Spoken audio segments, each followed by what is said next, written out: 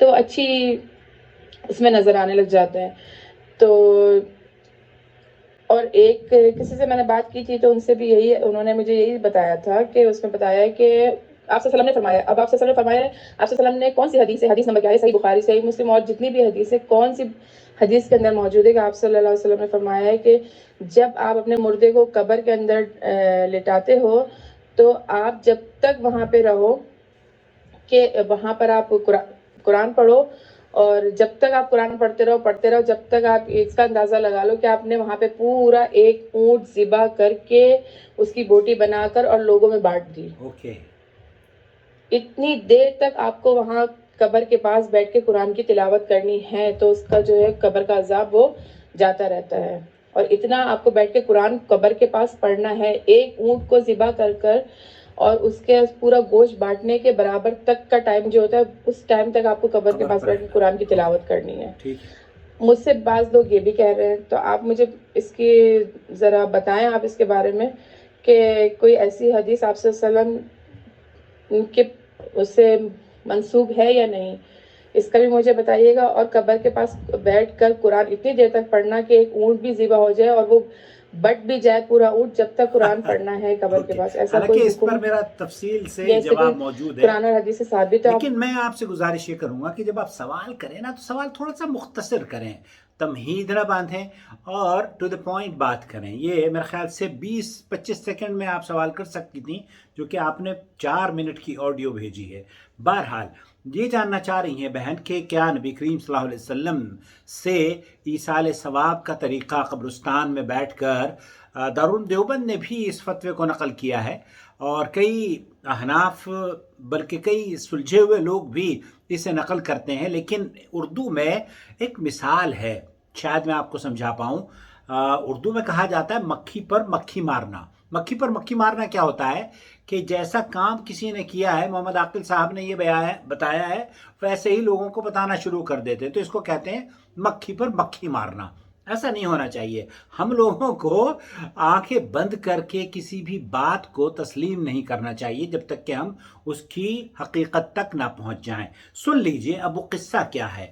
وہ قصہ یہ ہے کہ اس سوال کو سماحت الشیخ محمد بن صالح العثیمین سے پوچھا گیا تو انہوں نے کہا اوصى به عمر بن العاص رضی اللہ تعالی عنہ. یہ عمر بن العاص رضی اللہ تعالی عنہ کی وصیت کی, پس کہا میری قبر کے اطراف اتنی دیر تک کھڑے رہنا جتنی دیر میں اونٹ ذبح کیا جائے اور اس کا گوشت تقسیم کیا جائے. لیکن نبی کریم صلی اللہ علیہ وسلم نے نہ ہی اس کی نصیحت امت کو کی, نہ صحابہ رضوان اللہ علیہم اجمعین نے ایسا کیا جیسا کہ بتایا گیا ہے. یہ مجموع الفتاوی اور رسائل سماحت الشیخ محمد بن صالح العثیمین کتاب الجنائز میں باب بعد الدفن المیت پر اس کو نقل کیا گیا ہے. تو یہ جو روایت ہے, اس روایت کو ہی دراصل نبی کریم صلی اللہ علیہ وسلم تک منسوب کرنا یہ مناسب بات نہیں ہے. یہ وصیت ہے حضرت عمر بن العاص رضی اللہ تعالیٰ عنہ کی, اور یہ بہت سے لوگ اس پر عمل کرتے ہیں. کیا نبی کریم صلی اللہ علیہ وسلم سے ثابت ہے؟ جی نہیں, نبی کریم صلی اللہ علیہ وسلم سے ایسا ثابت نہیں ہے. آپ کو مرنے کے بعد یہ ضرور اللہ کے رسول صلی اللہ علیہ وسلم نے فرمایا کہ جب ہم دفن کر دیں تو اس پر ان کے دفن کرنے کے بعد قبر پر کھڑے ہو کر ان کے لیے دعا کی جائے, کیونکہ اللہ کے رسول نے فرمایا کہ حین یسأل, تو یہاں اس کے ثابت قدمی کے لیے دعا کی جائے گی.